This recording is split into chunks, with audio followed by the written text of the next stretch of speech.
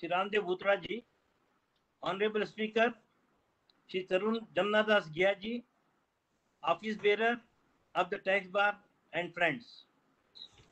It is really a great honor and pleasure for me to introduce today's speaker, Shri Tarun Jamnadas Ghia ji, a versatile and dedicated personality to our profession who is deeply involved in practice at the helm as well as in the activities of our institute. We are really very fortunate to have with us such a knowledgeable, inspiring and dedicated personality as a speaker. Friends, his brief profile itself will speak a lot and self-explain about the deep knowledge he possesses for the subject as well as volumes of work done by him and his involvement in the institute activities. He is born and brought up in Saurashtra and practicing as a chartered accountant since 1984.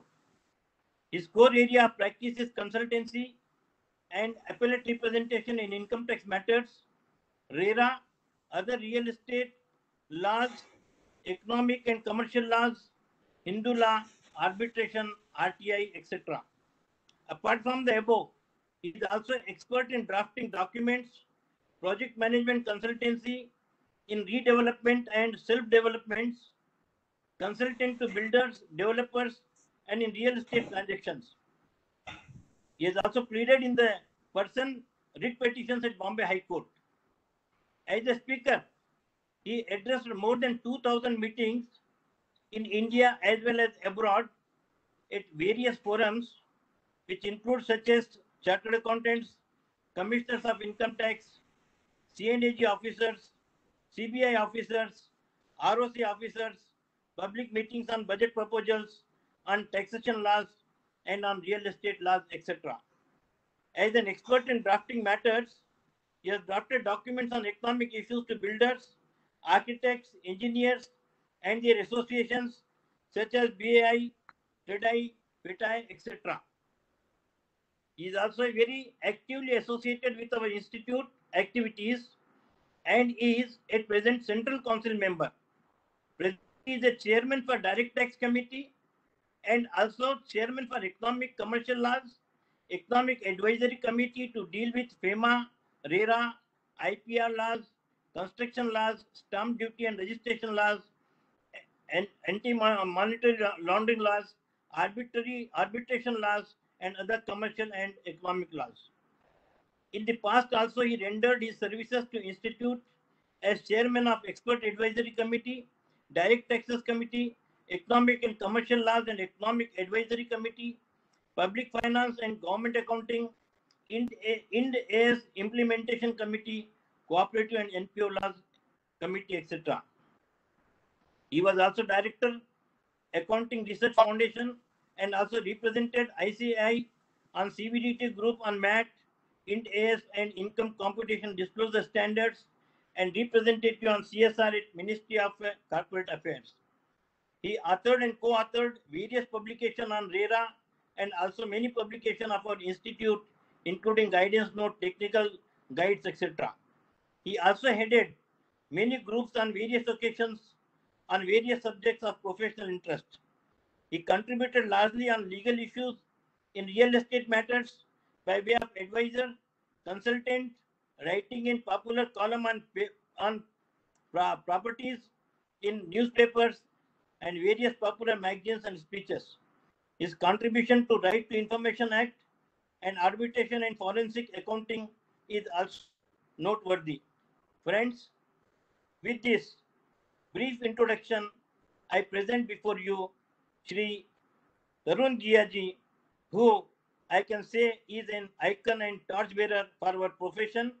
And thank you, our President Bhutra ji, for inviting such a great personality to our tax bar for enlightening us and also for giving me opportunity for introducing Shri Ghia ji. Thank you once again, everybody. Thank you. Thank you so much, C.S. Surejan sir, for introducing our speaker, Tarun. Now, before I request our speaker to take over the session, I request our President C. Ramdev Bhutra to provide some inputs on the topic. Yes, sir. Over to C. Ramdev. Thank you, Ritesh. Friends, as Suresh Jain sir was telling, Hindi में बोलते हैं लेने वाले से देने वाला ज्यादा बड़ा होता है। तो आज हमारे लिए गिया सर बड़े आज हमें ज्ञान दे रहे हैं रेरा के बारे में और real estate. So this topic is really very difficult to digest because it is full of so many restrictions. But simultaneously in this RERA, there are several opportunities provided for chartered accountants. Like quarterly statements are to be furnished, for which certification required. I think about 92 sections are there in this act, which was passed in March 2016, and we have not kept track of it. I myself read at that time, subsequently has not seen it. Even I don't know what are the rules. So for all of us, it is a very good opportunity to learn about this emerging factor, because it is not only relevant for the builders, it is also relevant for the buyers who are customers of the developers or builders. Only one thing I would like to raise my questions before in advance. Sir, this act is applicable except state of Jammu and Kashmir. Now state of Jammu Kashmir is no longer in existence. So that I don't know how it will happen. And second thing, this act is applicable only for those who are having construction area of 500 square meters or more, or 8 apartments. Suppose if a person presents his project in such a way that each project is less than that, can he escape from this rigors of this? With this brief, my queries in advance, I request our Tarun Ghia sir to please begin your deliberation, sir. Thank you very much, Ritesh. Tarun Ghia sir. Yes, sir. Over to Tarun Ghia, sir. Now I request our speaker, C. Tarun Ghia, for his presentation. Yes, sir. Over to Tarun Ghia, sir. Thank you very much, Ramdev ji. A very learned and honorable president of the tax bar. And coincidentally, we are together, as he mentioned, in the Institute's Committee on Commercial and Economic Laws and Economic Advisory. Let me at the outset acknowledge his very loving and respecting nature, because nowadays I am not quite eager to speak at various forums, but it is because of the respect for him that I had agreed, and it is my equal pleasure to join with the fellow colleagues always, because such interactions are always, enlightening all of us. As I learned just now, and Ramdev ji had earlier mentioned, I also compliment the Tax Bar Association of Hyderabad, which is doing quite a very, not only active, but very, very, I think, elite works. I also thank the other office bearers who are seen on the screen, or whose names appear on the screen, including Amrit Kumar Kotaji, KVSM Prithamji, Muradji, Murli Manohar Payotji, Rambamurthy Panchaliaji, and Suresh Kumar Jainji.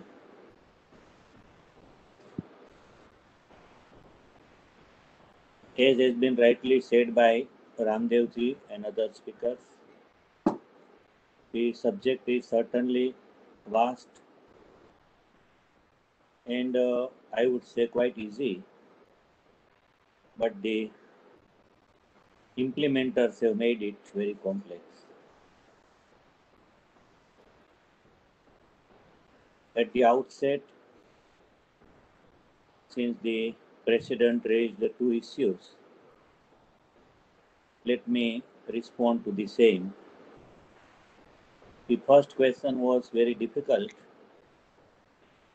for the reason that I have not kept track on the developments post abolition of article. I am forgetting whether it is 370 or 370A. That Kashmir is now an integral part of the India, which it was earlier also was. But now, under the Constitution, it should not be enjoying those privileges which were exceptions for it, but at the same time would be enjoying more privileges by becoming the integral part of the country and of the Constitution. Second question, I think I would deliberate in the course of discussion when we touch upon the subject of applicability of RERA to various kinds of real estate projects which are covered and which are not covered, and what are the discretions given in those contexts to the state government and in some context to the appropriate authority. Let me at the outset mention very briefly, and most of you have insight into the law, but background becomes necessary, that the real estate industry has been suffering for continuing loss of goodwill, and for the reason that the players in the industry have mastered the art of picking one thing and doing another thing. And they have also mastered the art of very sweet tongue. I am also an advisor to Builders Association of India. This is my 6th year of appointment there. But I speak this language there also for the reason that the industry is a conglomeration of various players. And in the conglomeration, the brand of the industry can suffer because of the actions and inactions of some of the players. But that does not mean that all the players can be treated on the same footing. And that is why I believe that the law of RERA is going to be far more helpful to those builders and developers and other kinds of promoters who are more bona fide players, who are really behaving like a businessman and who care for their goodwill. The industry was suffering for various reasons, and to those reasons got added lastly the onslaught of RERA, before that the demonetization, and around that time only the GST. It is not that the RERA has adversely affected the industry, but certainly when in an indisciplined industry, suddenly the discipline is thrust upon, the rules of the game change, including the rules of financial management, which is unique in the law of RERA. The GST also is a progressive law, but the sudden effect of GST, and more particularly the claimed seamless credit, is how much seamless, the realities are little different. And demonetization also, a step by the government for the right purposes. But ultimately, the manner in which the real estate industry functions, all these steps immediately affected adversely some for the time being. And before all these things happened, because of the downward economy, the economy going down and down, the demand was quite affected. And more importantly, for all the factors taken together, the consumers as well as the investors, who form integral and very predominant part of the real estate industry, they were also losing quite confidence.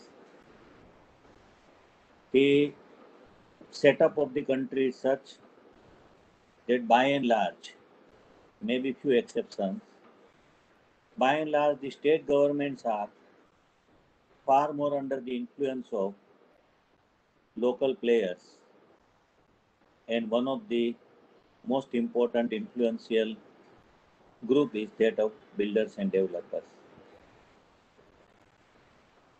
The central government was considering since more than a decade at that time to bring out a law to inculcate discipline in the industry and to do justice to the common man. But the scope for the central government was very, very limited, for the reason that as the constitution, the federal constitution of the country has been enacted, in the list provided,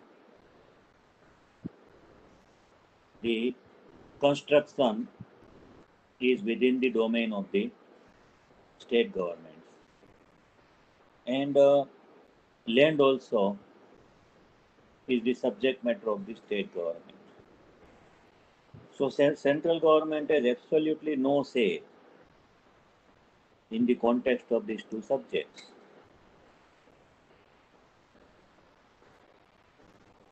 Today also, the RERA authority can cancel the registration certificate, but RERA authority will not be able to direct as a matter of right the municipal and other local authorities to stop the construction, to stop the project, because construction does not fall within the purview of the central government. At the same time, central government very brilliantly structured the law, Real Estate Regulation and Development Act 2016. Why I say brilliantly? Because very limited scope was allowable to the central government, and central government entered through the law of contract. You will appreciate that we have, in fact, India can take one more pride to have maximum number of laws probably. But if we go to the genesis of some of the laws, we realize that in the matters of contract, the parent law is Contract Act 1872, and that you will appreciate is a central law. So government has all the rights to regulate, monitor, and discipline the contracts and provide consequences for various aspects. So it is through this logic and law that the government formed this central law to regulate the contracts between the promoters, which include builders, developers, and other kinds of promoters on the one end, and the allottees, as the term has been used in the law, on the other hand. And one of the very important segments in the industry, the real estate agents. But what is the coverage of the law? The coverage of the law is in respect of the real estate projects. The definition of the term real estate project, of the term promoter, of the term allottee have been given quite widely for obvious reasons. But those definitions have to ultimately culminate into section 3. Only then the real estate project gets covered by the law on RERA. Initially, I had in my write-ups and speeches taken the lead to speak the name of the law as RERDA, because that is the correct short form, and more importantly because it will distinguish between the law and the authority. Now, unfortunately, the media did not pick up my writings well, so they started using the term RERA only. So we have to say law of RERA and the RERA authority to distinguish our communication. So the law of RERA under section 3 provides very categorically that the real estate projects may be comprising construction and development of apartments, maybe in a building or even on standalone basis. The real estate project can also comprise the plots of land and therefore will include the plotting projects. So that way the coverage is very vast, but not exhaustive. It is comprehensive. In fact, in the country, Mumbai and Delhi are more popular number-wise and funds-wise in respect of apartments and buildings. Bengaluru, Chennai, and some other parts of South and some parts of North are more popular for plotting projects. All these types of projects are getting covered in the real estate law, whether they are for commercial purposes, residential purposes, industrial purposes, or for any other purposes, is not of relevance. But certainly relevance is,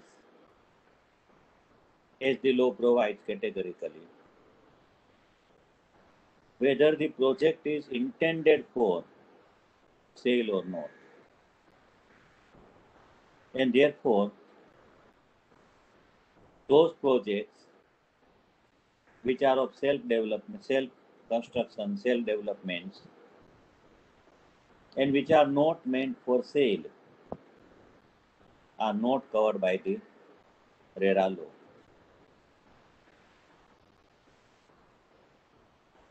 Then, as Ramdev ji rightly raised the issue,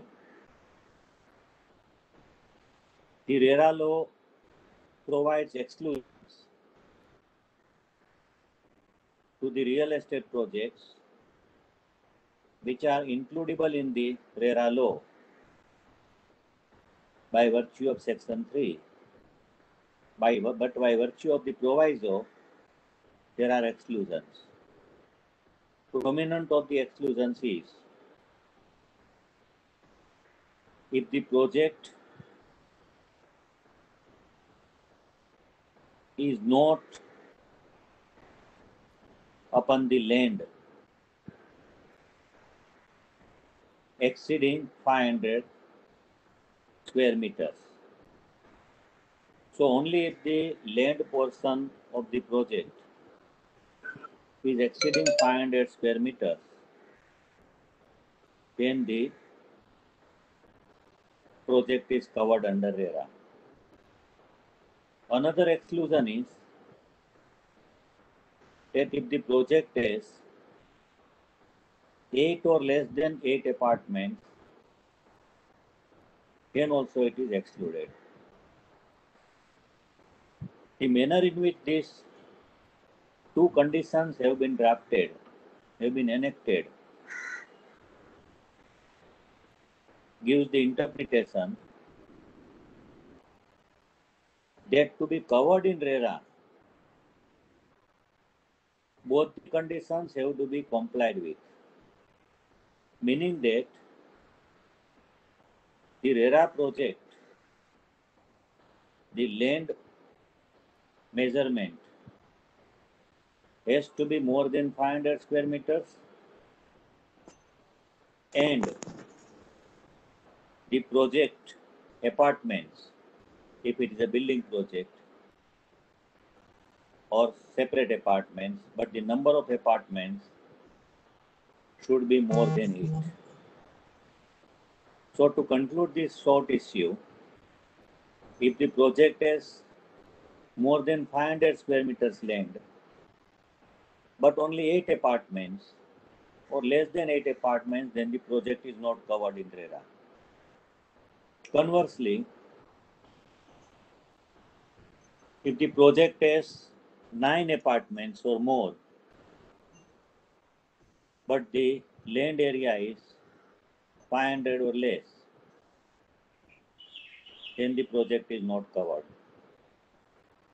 As I do not have the material just now because of the lockdown, kindly verify it is exceeding 500 square meters and exceeding 8. To my memory, the law provides not exceeding 8 and not exceeding 500. So 500 and 8 are excluded from the project. Only more than 500 and more than 8 are only included in the project. Again, at the outset, let me also say, RERA had given many hopes. And nowadays, in the world over, whenever something happens, the more of the funfair happens. Social media has inflated these aspects. But if you see my speeches in 2016, 15, 17, 18, thereafter I have reduced, and my write-ups, I had always put the cross fingers to the success of it. For the reason that with equal funfair had come in India, the Consumers Protection Act 1986. And if you read the law, the time limit section provides that the consumer complaint has to be completed something like in 3 months, and laboratory something is involved 5 months. But if you practically see, some complaint might be dismissed in 3 months. Otherwise, no complaint with RERA, with consumer court is getting completed within 3 or 5 months.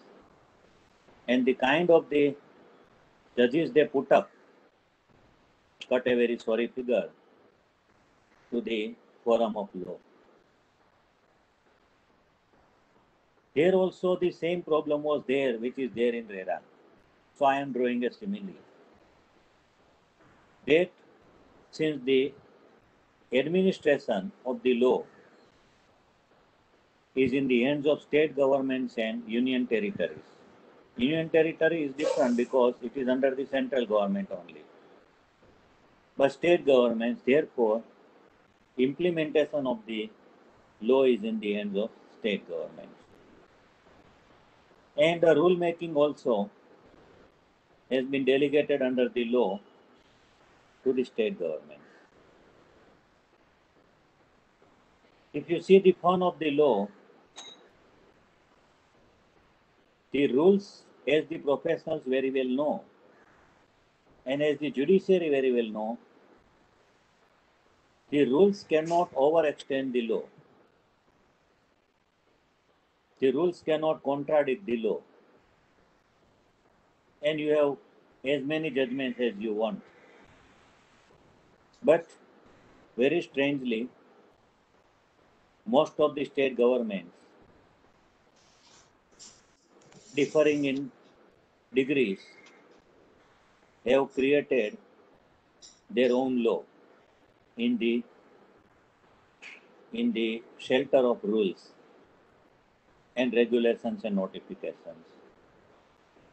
Now, why such chance is taken? Because if the rule is contradicting the law, who will challenge it? By and large, in most of the cases, the changes, the contradictions are not against the builders, developers. So they will not challenge it. A common man for whose benefit the law has come has already been suffering from the judicial system, costly and slow moving. So despite that the rules are so much in contradiction to the law, the position prevails till the High Court intervenes and sets aside a particular rule or regulation. Thereafter, the machinery has to be set up by the state government. So which people are manning the RERA mechanism is in the hands of the state government. And how much fund to provide for the operation of the law is in the hands of the state government. I am first mentioning the shortcomings of the law for the reason that when the law comes with very brilliant potential, the effort should be to make the law as much success as possible, but the converse is happening. At the same time, the effect of RERA law cannot be undermined. It has succeeded very greatly also. For the reason that the manner in which RERA law has been structured, you can see that for almost all the vital wrongs of which the industry has been suffering. I am not using the term was suffering, has been suffering. The RERA law has provided answers to almost all these vital wrongs. To my understanding, the vital wrongs included collecting funds for one project and diverting the same to other projects in their desire to overtrade. RERA appears to have completely stopped this practice, at least as far as future is concerned. Because now the law has been very brilliantly enacted that 70% of the sales proceeds has to be deposited compulsorily in the RERA designated special account with the scheduled bank. It is not an escrow account. Escrow account is the term floated by the media. The law does not use the term escrow account. And as professionals, you know very well that the operation of an escrow account is a completely different mechanism. Whereas in RERA law, despite the provisions, if the builder wants to withdraw 100% and run away, the loophole is still open because there is no monitoring on day-to-day basis. Some state governments, some appropriate authorities have taken steps in this direction, but not all. But still the provision is very laudable. And there, the manner in which the professionals have been given responsibility is also highly appreciable. In fact, when the meeting was held first time after the effectivity of the law, so in the meeting there were builders, there were architects, engineers, and the meeting of Architects and Engineers Association where I was invited. So they introduced this topic for discussion, and whether all the three professionals should certify on the same certificate or differently, and what will be their, what should be their respective roles. So I was very categorical that certificates will have to be different for many reasons, including the legal reasons. Because as a chartered accountant, I may be knowledgeable on real estate laws as an individual, but that is not the story of the law. The story of the law is very clear that a chartered accountant is not really so much required to be knowledgeable on the technicalities of the real estate laws and technicalities of the real estate industry. Therefore, the law is named architect, engineer, and then chartered accountant. And therefore, the role of the chartered accountant will be confined to only verification of the books of account and to pick up the figure of total cost of project with the help of other professionals, the architect, engineer, an estimate value. But except that, the CA will verify the books of account and will find out based thereon how much is the cost incurred for land and construction and development of the real estate project. So that being the cost so far incurred, vis-a-vis total cost estimated of the project, will give the percentage of completion, and that percentage of completion decides the withdrawal limit of the builder, developer, or other promoter. And I can tell you, friends, that all the professional bodies, including ICAI, must be complimented that in the enactment of the law, many of us had played quite substantial roles. For the chartered accountants, we were very categorical. That CA must be assigned the law of representation. And we succeeded. The idea is not to replace any other professionals. CAs have never thought like that. CAs have only said that we are also eligible. CAs have always claimed exclusive domain only in the field of account auditing and financial reporting because they have that exclusive kind of training in those subjects. In other areas, for example, in RERA law, the chartered accountants are very, very and equally capable, if not more than equal. Because the mindset of the CA has been fully trained to be analytical and interpretational to the nth degree of a singular word also. So as Ramdevji mentioned, the chartered accountants have been assigned the dual role. One, that of representation, and another, that of certification and audit. When it comes to representation, we cannot be activist in the field wherein we are professionals. So we cannot take sides.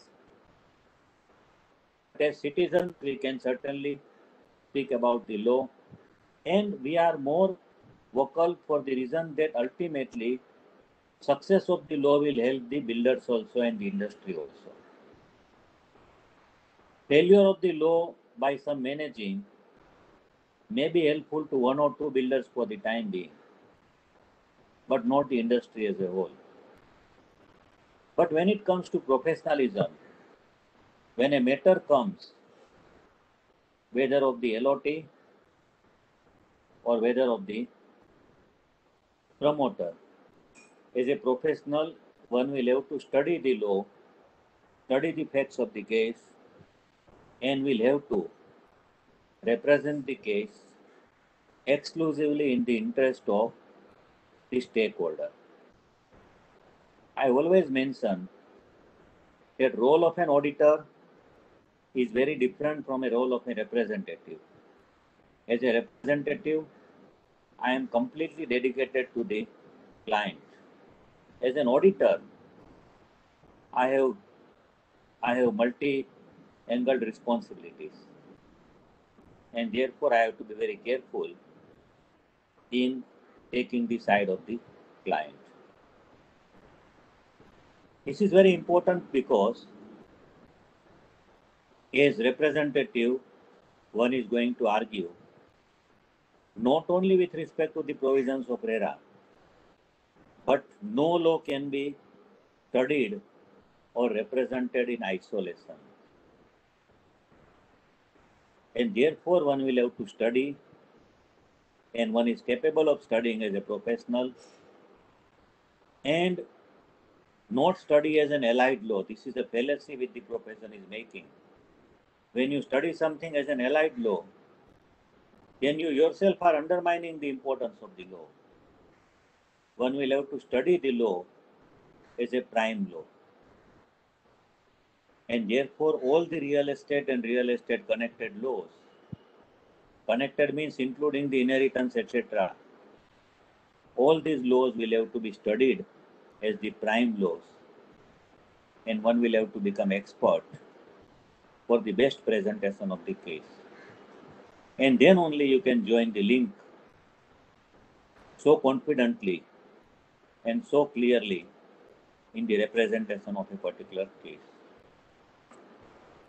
Coming back to the law of RERA specific, the law has been so super finely drafted that it allows the promoter complete freedom, except by saying that, look, if you want to sell the project, if you intend to sell the project,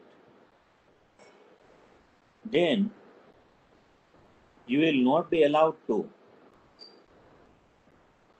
sell any unit or any part of the project. You will not be allowed to even advertise or spread information about your intention to sell the project.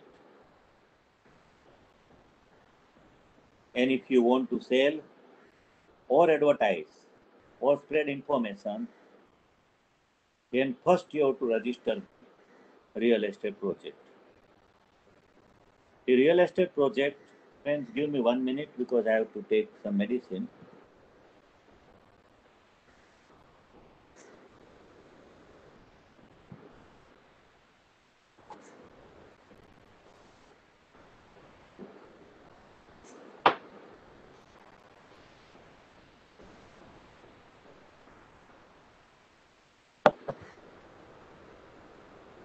Two kinds of real estate projects were made to register.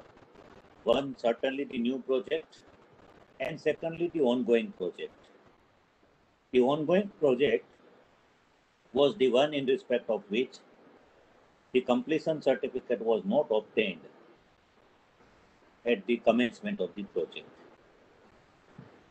Therefore, legally speaking, once the completion certificate was obtained and only sale remaining, those projects were not covered by RERA law. But completion certificate not obtained was certainly covered. And if a project, all the units are sold, but still completion project certificate was not obtained, then technically it was covered. For the reason that remedies can be availed under the RERA law, even in respect of the past transactions. Now, this past transactions is a very important issue for the applicability of the RERA. There are many allotment letters issued before the law of RERA became operative in a particular state. There are many agreements for sale executed and registered before the law of RERA became operational in the particular state. They all are covered under the RERA law. So to that extent, the RERA law is retroactive, although not the retrospective. It will act upon the transactions which have been concluded in the past, but which are still covered by the project. And the builder, developer, and other promoter has been told in a very comprehensive manner that when you come for registration, by virtue of section 4, we will ask these many requirements. The requirements are so fabulous that firstly, it covers all the vital wrongs which have been happening, that the plans of the project as well as the layout plans have to be submitted. The law has clearly provided that if the project is being done in phases, then every phase is also a project. But for the purpose of applicability, entire layout will get measured. Their phases will not be treated as project, but all phases combined together will be treated as project for the applicability. For other purposes, every phase is project. So one has to submit as a promoter the layout plans, the building plans, the specifications, approvals of the project, with a clear-cut condition thereafter that any change in this will require the signatures of the prior written permission of at least 2/3 of the allottees. And the fine manner in which 2/3 is to be counted is also very interesting. In a project of 100 flats or apartments, the builder might not have sold 40, he has sold only 60. Or say, conversely, he has sold only 40, he has not sold 60. but he can't operate his rights in respect of 60 because there the total is to be counted as 40 only. Out of 40, two-thirds have to be consent. Here also, as the law recognizes for the first time, that members in the family will generally go in one line. Even if some people have booked the flats from in the same company, then they are also most likely to cast their vote in the one direction. What the law provides, little funnily also, that if family members have booked the flats, apartments in different names, then also altogether they will have only one vote. One vote will be counted. And many employees of an employer or partners of an organization or directors of an organization having booked the apartments, they will also be considered as only one vote. This may give rise to sometimes some disputes also internally. But ultimately, I believe the law is very important that people act like a mob and the group should not dictate upon the others.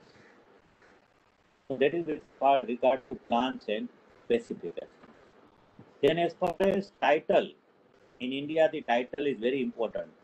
And the day on which the title insurance commences, the real estate will be far more a safer bet to play in. And the funds which are today coming to India, despite being a very complex market of real estate, if you see the fund FDI and fund flow, it is very fabulous.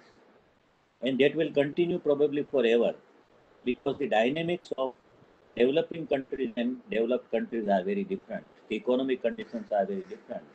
And therefore, always, at least in the near future, the funds will always get attracted towards the developing countries. And therefore, if this title insurance becomes clear, then the funds in far more times will get attracted to the country. Here the title is a very issue, and therefore the law has provided, as far as the title is concerned, the promoter has to disclose all the aspects of the title.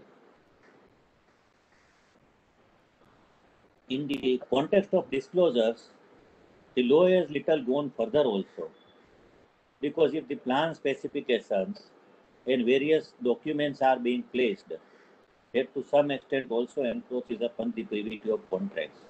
But in the ultimate public good, these are the good steps. And as such also, you must be knowing that the law of registration makes the document public. So once a document is registered, it is always open for the public inspection. So by those criteria, this is a good gesture that all the title documents are not only to be uploaded on the website, but that the title is clean. And if there are some limitations, everything has to be disclosed upfront while registering a project. Funds management I have mentioned about. And lastly, the purchase, which is a very severe problem in the real estate industry, that people go waiting for the possession, but do not get the possession. And one fine morning in the newspapers you read, in a celebrating mood, that so and so builder has been directed by the consumer's court or civil court to refund the money of the flat purchaser, apartment purchaser, along with interest.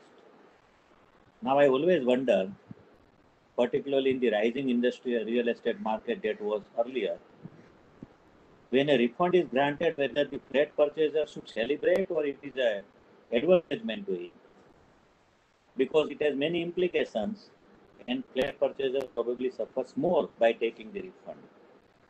But possession was a big issue. The law on RERA has attempted, and I'm very emphatic, attempted to solve this problem. Why attempted? Because first of all, in the law, very brightly, the maximum extension is possible of 1 year only. But the manner in which rules are drafted and enacted by the state governments, the further extensions are also not ruled out. The law on RERA has compromised only on the natural calamities. and natural calamities are mostly confined to the natural calamities, natural incidences only. Whereas some state governments have expanded those definitions also. And that is where the catch lies. Otherwise, possession is such a wonderful aspect that the law has introduced, that if the builder developer does not give possession within the agreed time period and in the short duration of extension, then the project is out of his hands. Although the out of his hands is not a very workable provision, because what the law has provided, it will go to the competent authority. What is the competent authority? Mostly the municipal authorities. So most of the projects, if they go in the hands of municipal authorities, I have a limited knowledge of the language. In Gujarati, we say that Hindi we can say Bhut Gaya or Pali Daya. So the apartment purchasers may be in worse condition. It can be given as a priority, as a preference to the association of LOTs. But again, I put my fingers crossed about association of LOTs is concerned. To my understanding, association of LOTs will be another issue where one will start wondering, in a typical animal farm story, that outsiders were ruling, we were not treated properly. Now our own people are ruling, but some animals are more equal than others. So whether the changes occur better or not, one wonders. An association of LOTs can also be far more vulnerable to various vices of the industry. The best proposition in my case my understanding would be that the law will still succeed, because that builder developer who loses the right upon the project now may come back with very attractive propositions that, okay, I am ready for very harsh conditions, but allow me to continue in the project. That is where the apartment owners and apartment purchasers and the flat purchasers are most likely to benefit. So that is the possession aspect. When it comes to implementation of the law, various projects are suffering even today for lack of possession, for delaying possession, for changes in plan, and for some other reasons. Law, in spirit and letter, gives all the rights, including the exclusive option to take his money back, along with interest and compensation. But law in letter and spirit is not unfortunately being implemented. The law has done a very human service to the industry as well as to the consumers, yet it has granted it has reduced the uncertainty. It has reduced the uncertainty to a great extent, and to that extent, law is playing a very, very meaningful role. And I am sure that another aspect, law has provided amply the kind of the penalties. That if a particular provision of the law is violated, then it is not that the authority has to set right the wrong, but the authority has ample powers to penalize the builders. Penalty under the civil law cannot be very, very harsh, but penalty aspect can certainly address the suffering in an extended manner of the LOT, and that is where authorities can exercise the penalty provisions in an exemplary manner that others are prevented from wrongs. But that is, I think, yet to start. At the same time, I would say that role of professionals has increased manifold in RERA. As a professional, I always understand one thing, that in a developing country, and India is quite that way, elite amongst the developing countries. Although in comparison to advanced countries, we stand nowhere in the implementation of law. That as in the developing countries, everybody is suffering. So law also suffers. But there is always something like next in the legal parlance. Always draft your papers in such a manner that by chance the justice does not come at the RERA authority level, and you have ample scope to argue at the appellate level if appellate level has been set up in a particular state, and thereafter to argue at the High Court level. And if appellate is not there, then directly to argue at High Court level. High Court level, at present, only the advocates are entitled to represent by virtue of the Advocates Act provisions. I was also in charge of the group to define the meaning of the term accountant. I am also in charge of the group to amend the Chartered Accountant Act and rules. So I have tried my best to amend the law for consideration of the Parliament in a manner that Chartered Accountant also gets representation powers at various higher forums, particularly in the laws in which Chartered Accountant is already active and playing a very meaningful role. When it comes to real estate agents, at present, the law has covered only real estate agents in the primary real estate market, meaning that only in respect of only those real estate projects who are operating in the sale and purchase of real estate projects covered under RERA. They are covered under these real estate agents are covered under the RERA law, and only in respect of the RERA covered projects.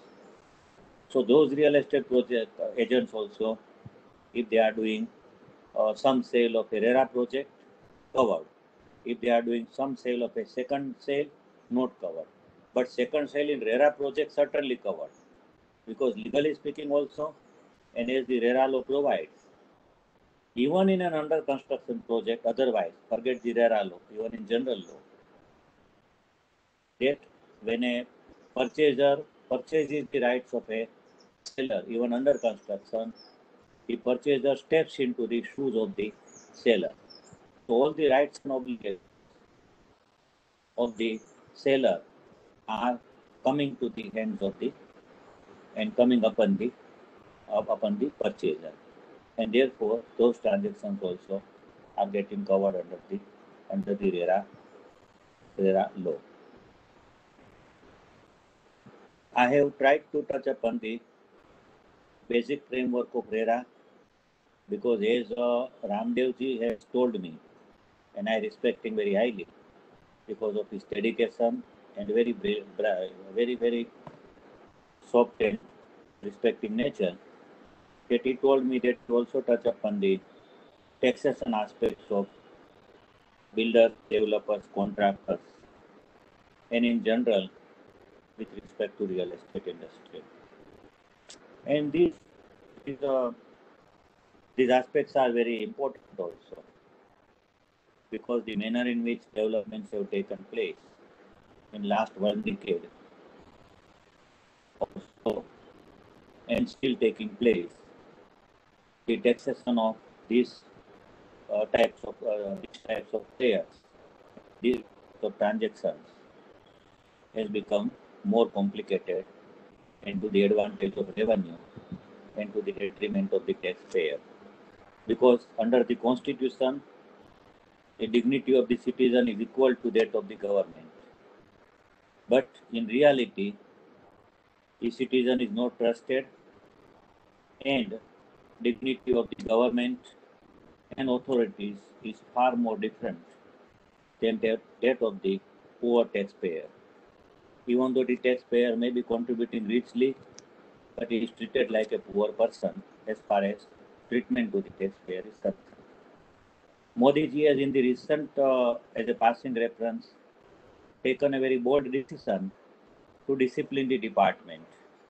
But there also Modi ji has made the program twofold. That while the department needs to be disciplined, but at the same third-party disclosures have to increase because there is less disclosure on the part of taxpayers in the country. To a great extent, he is right also, but the two things should not be connected.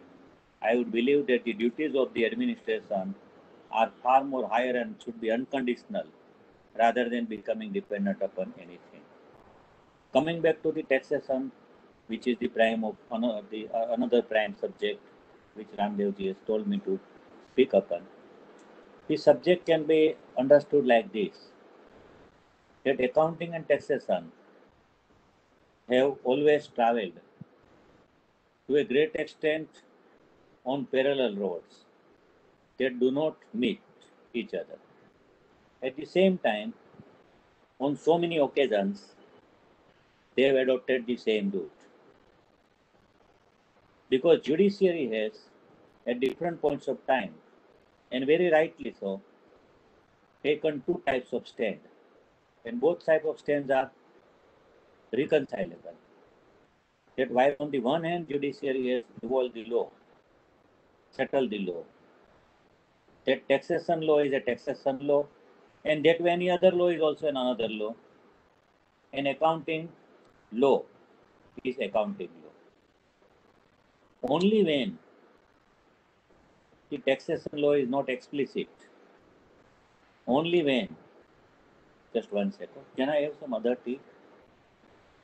Only when the taxation law is vague, only when the taxation law leaves some subjectivity.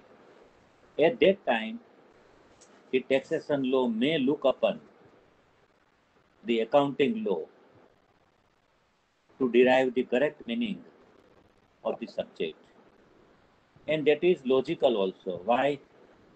Because it is the, it is the casual manner that the people, I can understand people, but sometimes we professionals also have degenerated the term accounting to only clerical account, bookkeeping, etc., which is not so, friends. You will appreciate that accounting is the language of the business. How the entire business is transacted, accounting is the superfine mechanism in which it records, it reports, and it gives the complete meaning of the business as far as performance and state of affairs, state of financial affairs of the business is concerned. Now, integrated reporting will take it too far higher also, provided it succeeds in the world. It started operating in some parts of the world, where not only financial affairs, but your overall contribution to the nation, to the economy will be considered as a measurement of your success in the business. Coming back to that, the accounting and taxation are interdependent upon each other to some extent, are independent to each other to a great extent. Accounting in the context of builders, developers, and contractors is being governed by the respective accounting standards. Earlier, till April 2004, we had only one accounting standard for the builders, developers, and contractors. Thereafter, and therefore that standard specifically covered or had two methods of accounting. One, the project completion method. Another, the percentage completion method. Department, for obvious reasons, has very high love and affection for percentage completion method.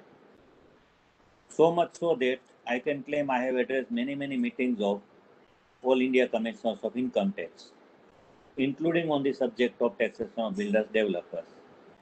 In one meeting, before the meeting commenced, I was in tea with the commissioners, mixed group, and they told me and handed over, the department has also come out with a book of more than 600 pages on taxation of builders, developers. So I roughly, in the limited time, I was scanning through the book. You will be wondering to note that there was no mention of per project completion method at all. the method was not really so much discussed. And the love of the department for percentage completion method is clearly justified as far as its applicability to contractors is concerned. That contractors, as per the commercial meaning of the term and legal meaning of the term, contractors do not function on their own account. They function on behalf of another contractee. So their income is not dependent upon sale part of the construction project. And therefore, based on facts of the case, it is justifiable to say that if the contractor has performed a particular percentage in particular year, subject to the conditions of margin money, retention money, and all other restrictive covenants, the income of the contractor can be measured in terms of how much percentage of work he has completed in a particular year or particular period. Whereas builders, developers, they operate on their own account. Therefore, by no stretch of imagination, their income can be measured with reference to only performance of the contract, only construction progress, only development progress. And therefore, neither the percentage completion method nor the project completion method, any method department also may apply. They will never be able to apply any of the methods only with reference to percentage completion method. In either of the methods, they will have to take into consideration how much is the sale of the project which has happened. In project completion method, it is said that even though percentage of completion is 100%, but the project is not completed till construction is completed and sale of the project is also completed. And therefore, no income can accrue, no income can be determined till the construction and sale part of the project is over. This is project completion method literally. When the method went to courts, how the things happen in the court? The courts agreed to major part of this project completion method. That in the first year, when the builder developer said that construction only 20 or 40% over, sale only 20-30% over, so no income. Court said yes, correct. Subsequent year, construction 70% over, sale 50% over, no income, court says correct. Go further, construction 100% covered, sale only 50-60% covered, builder developer says no income, court says correct. Go further, in the further subsequent year, construction fully over or substantially over, only minor parts some remaining, and the sale also substantially over. Builder developer says sale not completed, construction not fully completed, no income, court says no, now not correct. So while on the one hand, court never prescribed the benchmark, but the proposition which is settled now, I am forgetting the judgment, but mostly it is like this, IITD 495, Champion Construction, which is the leading law of Maharashtra of Mumbai Tribunal.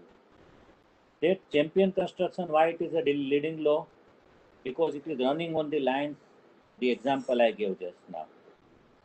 That the court in that case said that minor aspects of the construction pending, but the building is habitable. And sale also at least so much complete that the construction cost is recovered. I think I am clear in my conveying. His gross receipt from the sale is so much that the cost of the project is already recovered. In that case, balance of the sales pending or some minor aspects of the construction pending will not entitle the builder developer to further defer the income. And how this judgment was found more acceptable to builders developers, because he is getting best of the both. So he will show sizable income in the year in which project not fully over, but substantially over. Project not over, construction over, but sale not over. And for the rest of the income, he will go to subsequent year. So this division is many times more helpful to the builder. So nobody went to the High Court against this kind of partial acceptance of the project completion method, because court has accepted predominantly the project completion method. I'll just take a 20 seconds break, friends.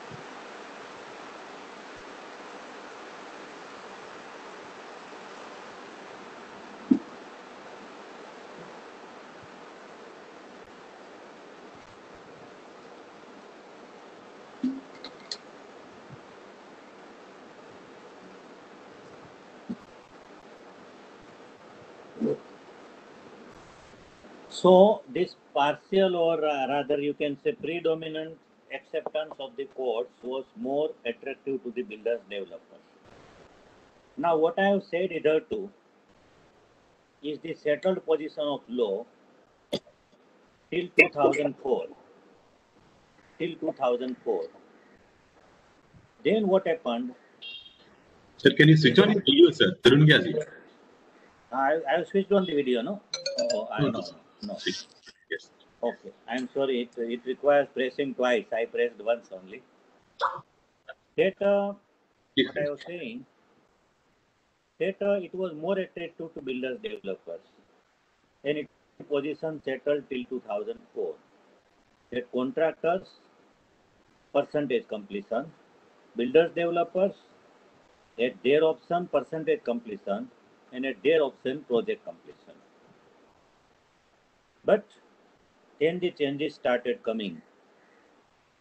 What used to happen that in every industry, like in real estate industry, in profession also, the 10% of the players are controlling 90% of the industry.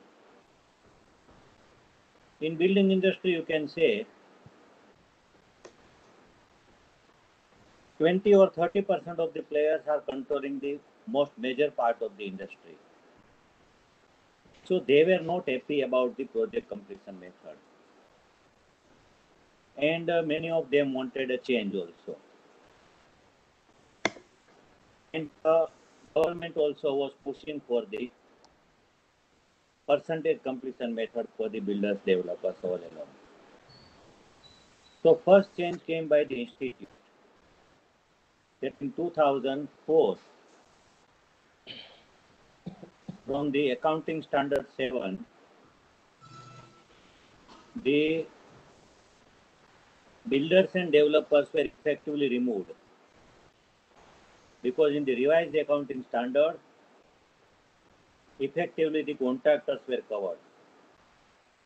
Now builders, developers, no standard remained. So you will appreciate that when you do not have a specific standard, you fall in the general standard. So the general standard applicable for recognition and measurement of income, accounting standard 9 became applicable.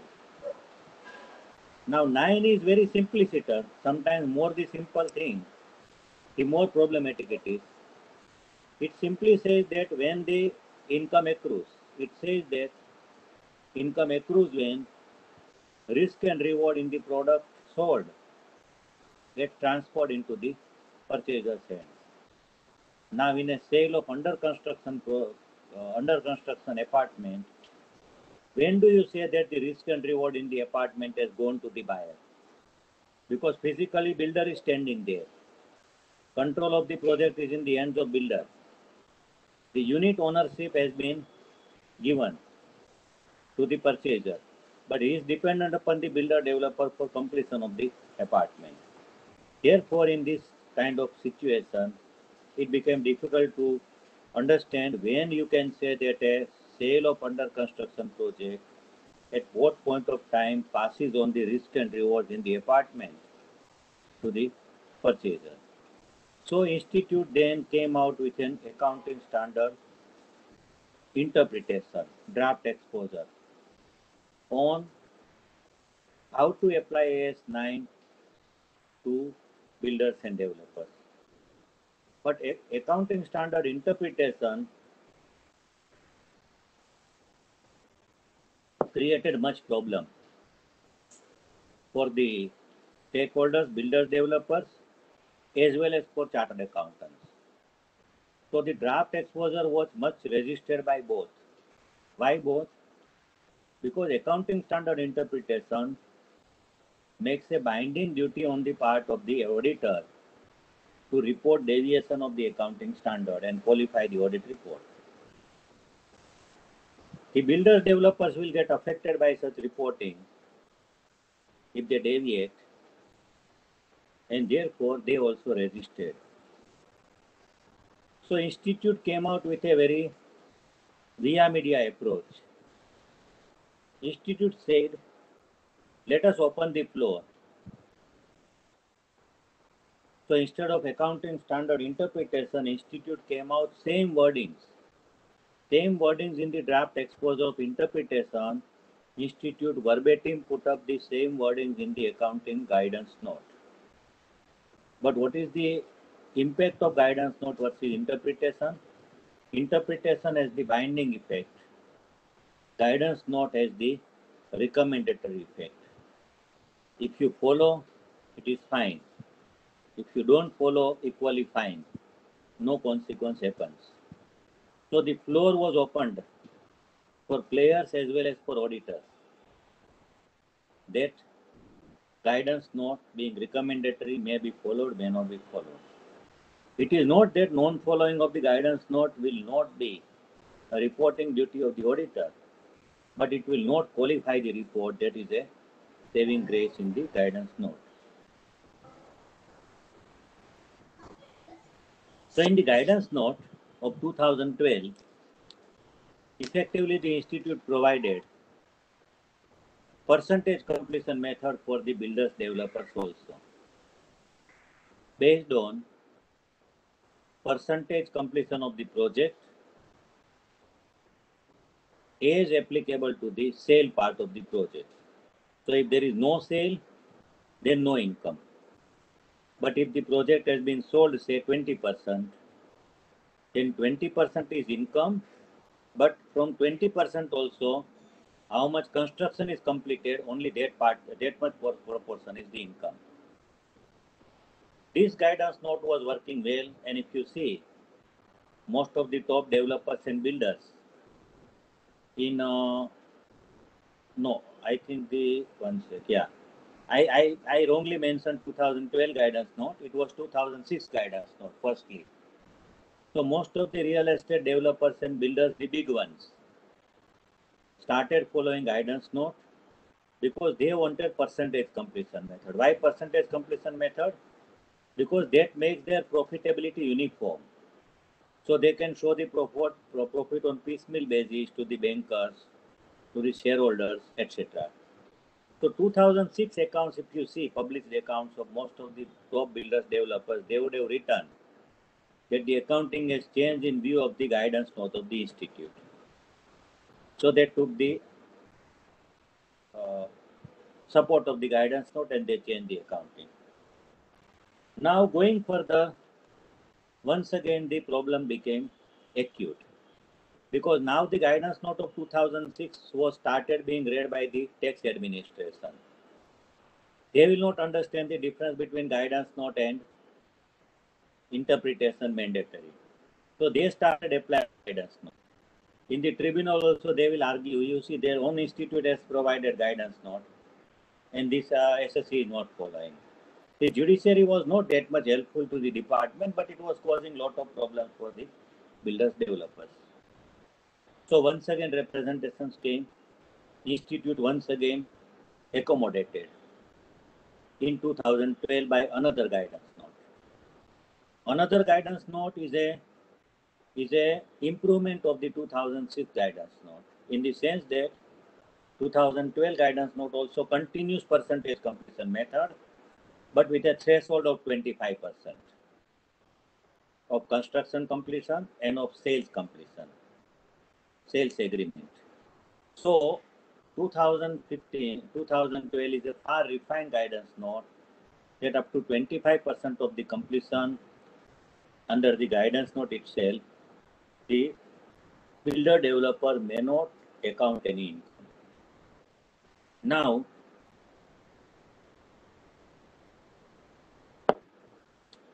I am also the member of the tax group at the CBDT for bringing out ICDS as also in the context of Ind AS and MAT. So there we were bringing out ICDS one by one. And we have practically drafted the ICDS on real estate developers and builders. But it is at that time only that we were to come out. Then Delhi government came out with a judgment. And this judgment is very, very revolutionary. Why? Because in last 2 decades or so, the judiciary has accepted its limited role, at least in the revenue matters. That even when the government made far-reaching retrospective amendments, the judiciary in last 2 decades has all along said it is the government's prerogative to enact the law and our role is only to interpret the law. So very far-reaching amendments also have been retrospective, have not been upheld as unconstitutional by the judiciary. But this Delhi High Court judgment came out as a very dynamic judgment. What the Delhi High Court said, that income computation and disclosure standards are being framed by the CBDT under the powers given to it under section 145 of the Income Tax Act 1961, particularly by virtue of 145.2 and 145.3. Now 145 per se is accounting of income for the purpose of taxation. So court said that you have the power with respect to accounting. But you have made so far-reaching amendments in the by virtue of ICDS, where even recognition of income is also dealt with by you, whereas section 145 does not deal with recognition of income. You will appreciate that the law of income tax, one of the most complex in the world, but one of the very logical also. That law of income tax has to be read in sequence. So first you read section 5, then 6, 7, 8, and then you come to 145. Directly you can't jump upon 145. Now, section 5 deals with total income. So, whether a particular receipt is an income or not is to be determined in section 5, because that section assesses the SSC for the total income of the SSC during a particular year. That is determined by section 5, and you have so many judgments in that context. Once it is determined a particular receipt is an income, or particular receipt means receivable also, is an income, that the right to receive is accrued, then it is an income. Once it is an income, 145 only deals with how to account for income. But 145 directly can't tell you whether a particular receipt or receivable is an income or not. Is to be treated as accrual of income or not. Is an income or not is given by 224, 2 subsection 24. When the income accrues, section 5, that the debt arises in favor of the seller, transferor, or service provider. So Delhi High Court has held ICDS unconstitutional. So we were wondering whether the government will challenge in the Supreme Court or government will change in the budget. So government choose the easier route of changing in the law in budget. Government so retrospectively amended the law that from the day on which ICDS were becoming effective, the law got redrafted and law got effective. So ICDS came from the back door, and now they have come with more force. Earlier they were ICDS, quite challengeable to its applicability and the extent of applicability. But now you have the provisions of the law, very same ICDS, verbatim becoming provisions of Income Tax Act. Therefore, that ICDS on real estate could not see the light of the day.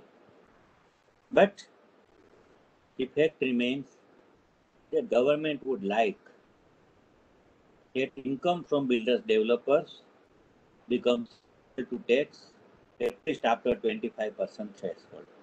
And the efforts all are going on in that context. For the time being, I would take a view that despite the in the international standards, despite the international accounting standards entered India in the form of Ind AS, despite all these developments, the hard fact remains that the law which I firstly told you, that builders, developers, project completion or percentage completion at their option, continues to be prevalent in my opinion as on today also. But with quite dilutions, and therefore complex arguments will be required. But ultimately, the law on taxation, which is a settled law, has not been able to be substantially changed by the accounting changes, which are not so much binding upon the taxation changes. This particular accounting and taxation aspects can be supplemented by the tax practitioner to bring out that how builder developer cannot be taxed for the income which has not finally unconditionally happened and which cannot be determined until the entire project is completed. Those will depend upon facts of the case, will depend upon local laws also, But the argument, in my opinion, is very, very strong argument, and one will succeed in canvassing at the judicial level, at the ITAT level, for the project completion method even today also. I have tried to touch upon some of the crux of the subject. I might not have gone into the so much nitty-gritty of the subject, but I wanted to leave some time for the question answer. If in the time limitation granted by the chairman, question answer is there, then I have to respond to the same. In the meantime, thank you very much for giving me this patient hearing. Thank you so much, Dulgaji, in such a detailed session. And we have a couple of questions here, sir, in the chat. I think one or two questions. Just take up those also. I'll just read the questions. From Brahmananda Reddy, in a development agreement, 4 apartments are developed in 50 acres of land along with development of plots in the same land. RERA registration is required or not required? Sir, your voice was little breaking. Can Okay. you just, is it possible something like that, 50 acres of land? Yes. Can you once again speak? I'll read once again, sir. Yes. In a development agreement, 4 apartments are developed in 50 acres of land along with development of plots in the same land. Is RERA registration required? Okay. So how many number of apartments you said? 400. Apartments are right. The 50 acres of land is given, sir. Okay, number of apartments not mentioned. Not mentioned, sir. Okay. Now this appears to be twin project of plot development and the building development, or maybe separate apartments are separate, bungalows are being constructed, whatever. But you see, the law first understand in literal sense that once it is a plotting project, then you don't have to count number of apartments. So plotting project is clearly covered without any limitation. Once the area of the land is more than 500 square meters, then the plotting project is covered. When it comes to building project or apartments project, that part of the project is covered once the plot area is more than 500. Here plot area is more than 500. Entire layout area is to be treated, to be considered. Number of apartments, if the number of apartments by chance are 8 or less than 8, then one can take a view that the project has 2 segments, and one may be advised to avoid the litigation by declaring that the apartment project is a different phase. And then one can take a view that the apartment project may not be covered under the RERA because twin condition, area more than 500 and apartments more than 8 are not satisfied, and therefore that apartment project may be out. But I am doubting because with this huge size, I don't think number of apartments are going to be 8 or less. So it is better suggested to get into RERA registration. Though the number of When there is a doubt, you see, now the different trend has started, sir. That people who are coming for purchases, even if the project is not registerable, if one says not registered, they will not understand not registerable. So credibility, unfortunately to the RERA registered project is very, very high. Yes, sir. So any other questions, if you are having, members can put it on the chat box. Take up those questions. Hitesh, Yes, sir. in time you read other questions. Yeah, sir, with your permission, can I ask one question? Sir, please. Sir, regarding this ICDS, which is impacting on computation of income, few points I would like to know from you. First thing, when it is relating to computation of income, why it is such a books are to be maintained like that? First thing. Second thing, certainty realization is used in almost all ICDS. Particularly in case of ICDS on contracts, retention money is to be treated as income. So when reasonable certainty is not there, how it is to be determined whether it is reasonably certain or not? Very brilliant question. ICDS are applicable only to income computation. That amendment in the ICDS is to be credited to institute. Coincidentally, in 2015 also, I was a direct taxes committee chairman. If you see the earlier part, they were tax accounting standards. So that meant dual bookkeeping from tax accounting point of view for taxation and your regular income, regular accounting standard also for company's point of view, etc. But we as the institute prevailed upon the government that accounting standards are based on the international accounting standards, so do not disturb them and make your adjustments in income computation only. So ICDS do not require changes in the books of account at all. At the most, you can make memorandum to the changes in the income, changes in the balance sheet, and balance sheet also not required to be in. You can present your income computation supplemented by memorandum of changes because of ICDS. Your second question I forgot was Reasonable certainty. retention money. You see, earlier also ICDS provided retention money to be taxed on tax pages, which was absolutely a wrong view in the ICDS, because the condition of the retention money has to be interpreted, and the courts are very clear. In fact, courts are not required also to advise me that if something is conditional, unless that condition is satisfied, because let one monsoon go and there should not be leakage, is a contract condition, that until the condition is satisfied, that particular amount may not become my income. So that ICDS provision was blatantly wrong only.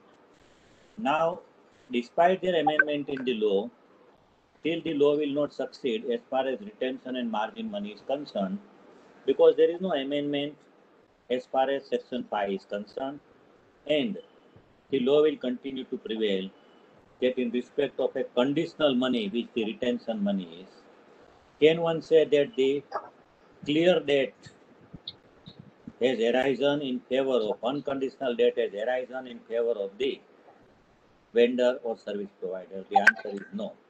And therefore, the litigation will succeed in favor of the SSC. It depends upon how far big the contractor is, because litigation in India has far more cost than buying the piece. Yes, sir. There's one more question here, sir. What are the areas of practice in RERA for CAs, sir? CAs have been given mainly two roles. One is the representation role, so he can appear at the RERA authority. He has also been specifically made entitled to appear at the appellate authority if it has been set up in the state.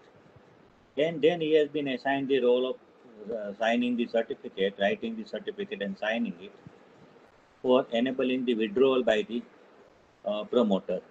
And then he has been also assigned the role of auditing the accounts from RERA point of view, but not auditing the entire accounts, only from 2 points of view, auditors. That auditor, RERA auditor, has to see that the withdrawals from time to time by the builder, developer, promoter was in proportion to the certificates given by the chartered accountant. So if the CA has given a certificate on X date that 6 crores 50 lakhs to be withdrawn, not more than that, then withdrawal was within the limit or not.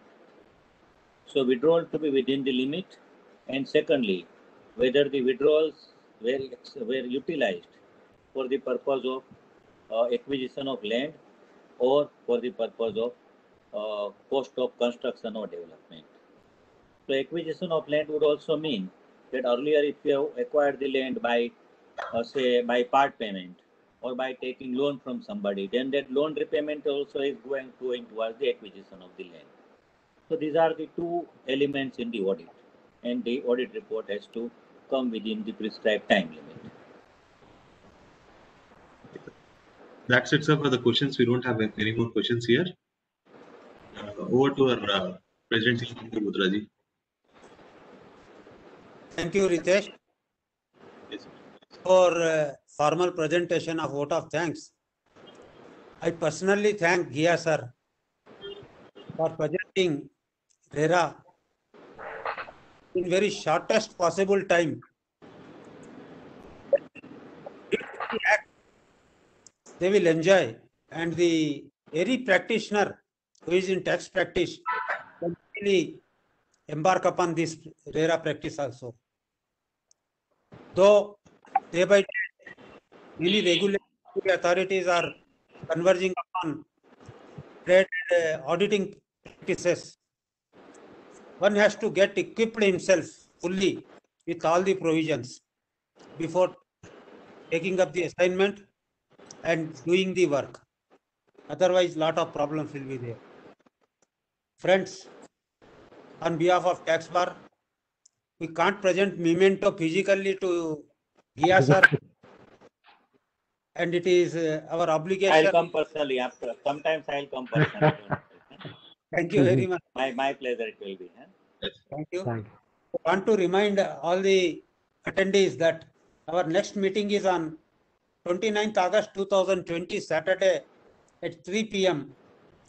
Topic is growth strategies and opportunities for professionals post-COVID era.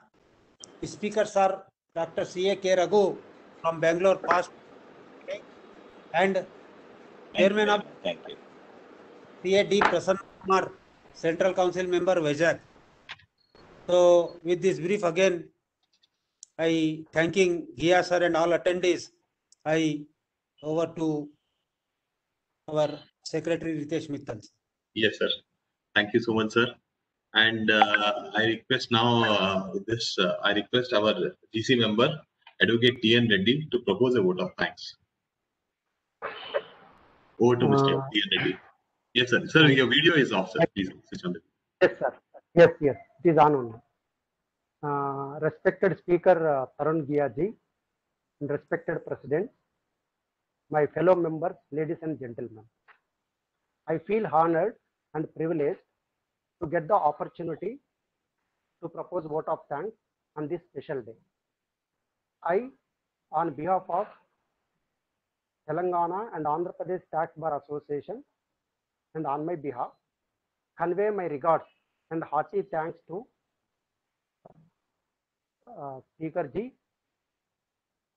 today's speaker. Also like to thank all the delegates who blessed us with their presence.